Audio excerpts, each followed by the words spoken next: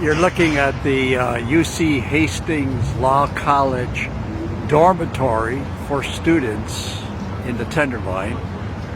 And UC Hastings was once referred to as the law college that ate the Tenderloin because they took up so much space. You can see all the way down UC Hastings there. But the story of this building right here was that it was built by the Methodist Church. If you look at the bottom, you can see the windows, church windows on the ground floor. And there was a sanctuary in there that could seat 1,400 people. And they built it just before the Great Depression. 4 Methodist churches came together to build one big super Methodist church. And then they built a hotel on top to fund the church. And then the Depression hit and they went bankrupt. And they had to sell the building or get out of it. And it went to the Empire Hotel.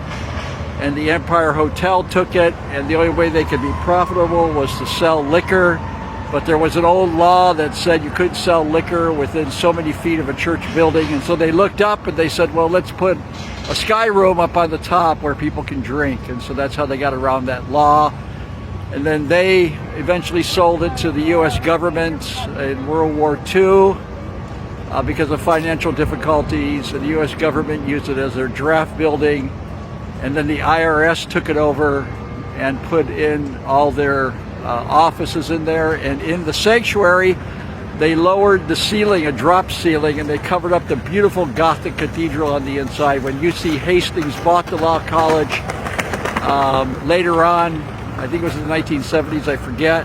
But when they bought it, they took down the drop ceiling and they discovered the beautiful church on the ground floor. And they now call it the Lost Cathedral of the Tenderloin, and I believe they're turning the sanctuary into an arts gallery later on.